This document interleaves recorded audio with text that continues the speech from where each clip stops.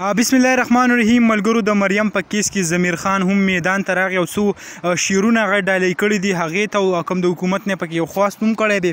نو پیله راځو د ضمیر خان ضمیر صاحب هغه ویډیو وګورئ په کوم کې کوم شعرونه وایي، نو بیا وروسته خبره کوو. چې نوڼه وجني قاتلانو ته پلاران مه وایئ، د کافرانو ته بیخي مسلمانان مه وایئ، او داسې سلوک ورسره وکړئ چې دنیا یې ویني د مریم بیبي قاتل ته خو انسان مه وایئ، او دی چې مردار شي جنازې بې اودسه کوئ، په جنازو کې حیاتونه د قرآن مه وایئ. د دې نه اخوا کوم ضمیر خان ضمیر چې دی هغه نور شعرونه هم ویلي دي، نو هغه هم واورئ. چې سبا تا هم وجني د ګل په شانتې لور هم وجني، جنکو دغسې سړو ته خاوندان مه وایئ. او په اخره کې د حکومت نه یو خواست کړی دی او کم زموږ د ټول عوام کم پښتانه چې دي د هغو هم دا مطالبه ده. نو ضمیر خان ضمیر په اخره کې څه وایي هغه در سره لږ هم واورئ. او شل په رڼا ورځې پانسي کوي بیا دې داسې وکړي، و شل په رڼا ورځې پانسي کوي بیا دې داسې وکړي. ښه داسې وشو مړه ماته ضمیر خان مه ښه وایي، که بیا داسې وشو نو ماته ضمیر خان مه وایي. یعنې کومه مطالبه چې کړې ده د حکومت نه هغه دا خواست کوي حکومت ته چې که موږ وګورو نن سبا چې کم جنسي زیادتي د ماشومانو سره کیږي، د نه علاوه کم قتلونه چې کیږي، نو هغه یو بس یو عامه خبره ګرځولې شوې ده. یعنې په پښتونخوا کې په پاکستان د ټولو کې دا کیږي.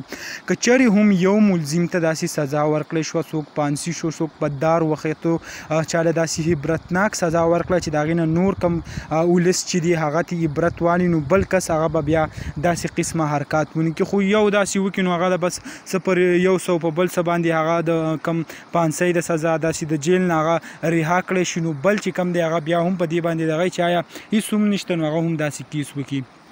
نو که چېرې هم یو ته سزا میلاو شوه نو بیا به داسې قصه نه وي. د دې نه پس بیا د چارسدي کوم پولیس چې دي هغو یو پوسټ کړی و، په هغې کې وایي 4 ساله बच्ची मरियम कत्ल केस में मुलजिम बाप को गिरफ्तारी पर मुकामी कमेटी की जानिब से व पुलिस को खराज तहसीन.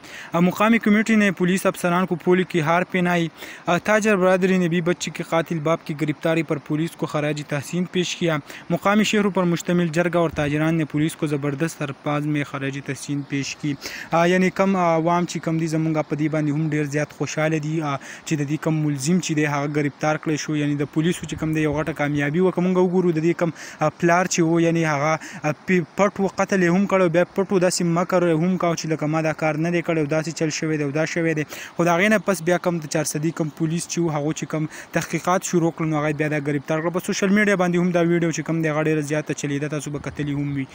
خو په اخره کې کم ضمیر خان ضمیر چې دی هغه یو څو اشعار ډالۍ کړي نو هغه هم موږ تاسو سره شریک کړه چې په سوشل میډیا چې کوم قصه روانه ده نو هغه هم دارنګې ده. نو امید لرم ویډیو به مو خوښه شوي. که ویډیو مو خوښه شوي ویډیو لایک کړئ او که زموږ په چینل نوي یې چینل سبسکرایب کړئ د داسې نور ویډیوګانو دپاره. انشاءالله په بل ویډیو کې به ملاویږو. د نن دپاره دا کافي وه. د لوی الله په امان.